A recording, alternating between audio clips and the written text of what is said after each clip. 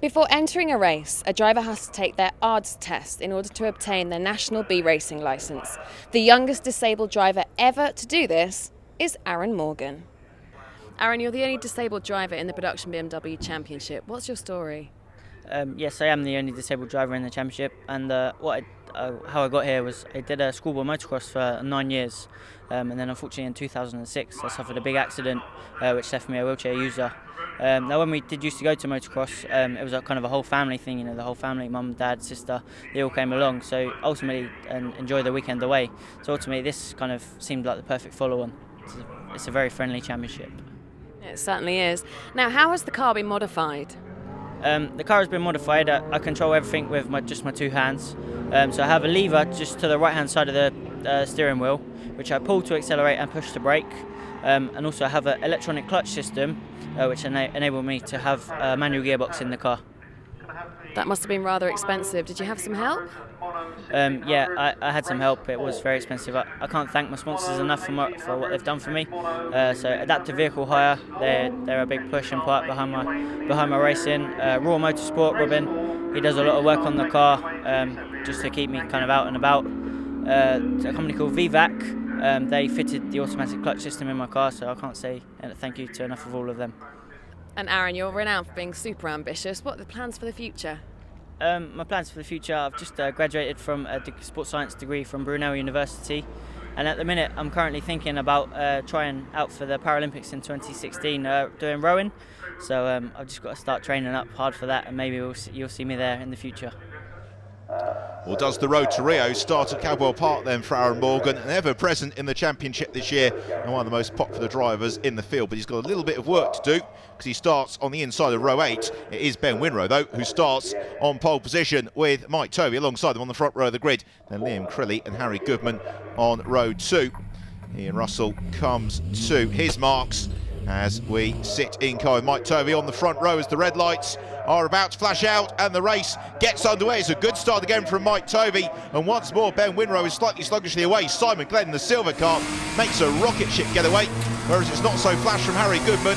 He makes a terrible start. Charles Plumley and Simon Glenn box him in as they head towards Coppice for the first time and then climb up towards Charlie's in car with Ian Russell, who's going to try and squeeze past Jack Gabriel here. It's very, very tight amongst the whole of the front runners. Harry Goodman tries to gain ground as well and may just edge out Charles Plumley as Ben Winrow is also going to be passed by Simon Glenn. So Simon Glenn has made a brilliant start, coming to third position. It's Mike Tovey who leads from Liam Crilly in the early running. Ian Russell busy battling with Andrew Cottrell as they power along Park Straight on towards Park Corner. Also Andrew McGregor, car number 8, trying to squeeze ahead of Ian. So around Chris Curve come the race leaders. There is Ben Winrow, the winner of race 1, and he has had, by his standards, a very poor first lap, whereas Mike Tovey's really converted the other way, and Liam Crilly shows strongly in second. Ben Winrow is going to try and squeeze inside Harry Goodman at Mansfield. Can he do it? He draws alongside then as they power along towards the mountain. Winrow's got the inside line. He should be able just to make that move, stick on Harry Goodman. Yes, he does. Through he comes into the mountain. Winrow moves up into fourth, but he's still off the podium because the last spot on the rostrum is claimed by Simon Glenn. So over the mountain then and into Hall Bends. And Mike Tovey with Winrow not right at the forefront of the field is going to try and escape here and maybe get himself back into the championship fight. Certainly have momentum swinging in his direction with just Donington Park to come in the 2012 season. Harry Goodman changes gear, works around Barl Corner. He's certainly fighting the wheel and then plants his right foot as they power through to complete the lap then with Tovey leading it second place, the bright red car of Liam Crilly, and then a challenge now for third as Ben Winrow closes up onto Simon Glenn with Harry Goodman in a little bit of a lonely fifth. The rest of the pack, it seems, disputing sixth. And again Goodman fighting the wheel through Charlie's.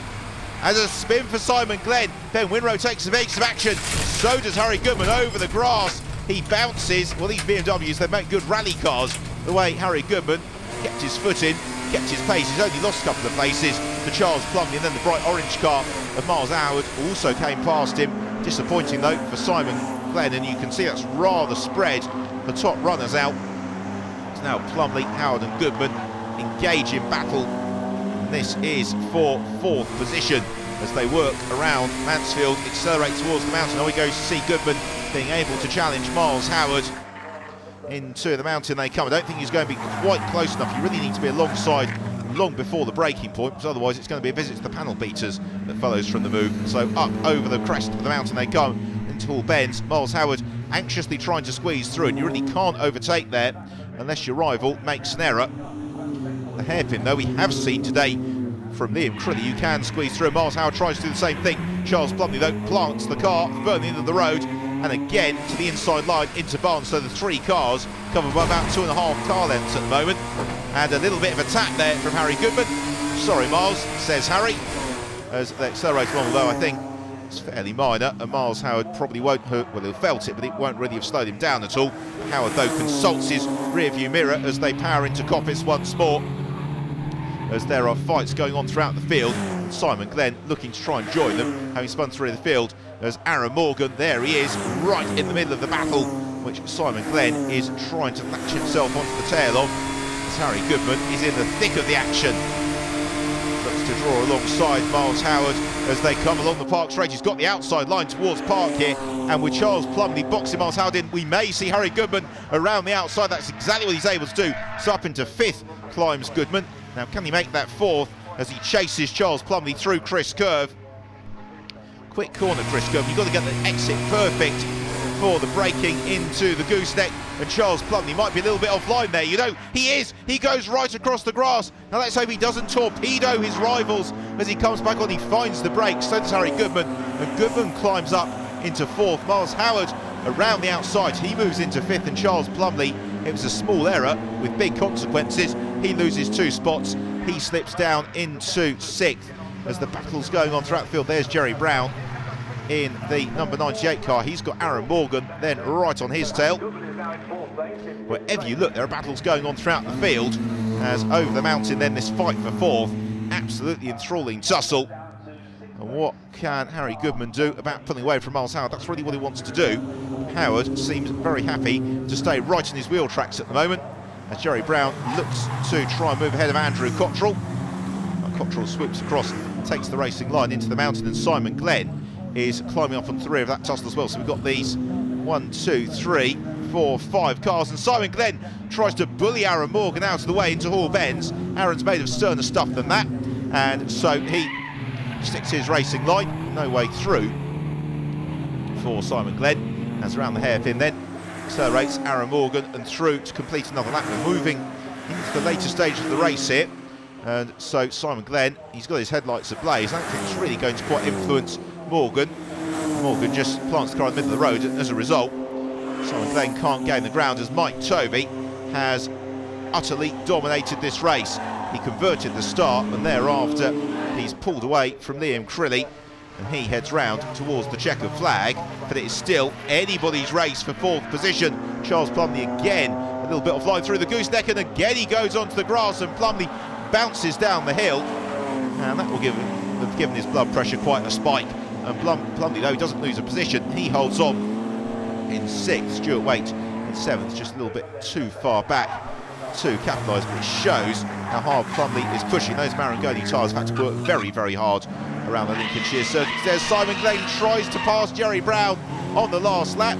Well, that is the emergency stopping distance for a production BMW, and unfortunately it means that there is no place gain for Simon Glenn, and Jerry Brown is once more released to pressurise Andrew Cottrell, as the pair of them twist through the mountain for the final time over the crest. And I think Simon Glenn is going to only climb up about as far as 16th, as weaving over the start and finish line then is our race winner, Mike Tovey. Delight for him as Liam Crilly trails in 2nd.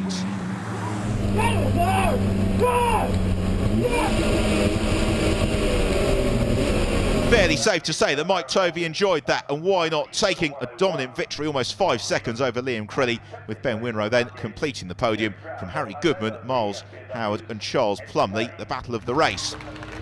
Standing ovation then as the drivers head into Parc Ferme and towards the podium. What a championship we have got going into the final rounds at Donington Park in a few weeks' time. Of course, you'll be able to see all the action here on Motors TV. Mike Tovey leaps onto the podium from a beaming Liam Crilly and a rueful Ben Winrow. Mike, things went really well. They went your way, didn't they, in this race? 6th win this season for you. Yeah, it's been a tough last couple of rounds, and I really needed a win against Ben just to try and keep the championship alive. The race went well, good start, which fended off Ben. We went side by side into the first 2 or 3 corners, but just held on. Then it looked like he ran wide, and it just gave me a massive breathing space. I needed it. And how are you feeling going into Donington then? Yeah, a few little setup issues with the car, which hopefully we can do, but I'll go into Donington pushing to win the championship. I need wins and fastest laps and everything to get as many points as possible, and Ben to, not that I say this, but I need him to have a few issues.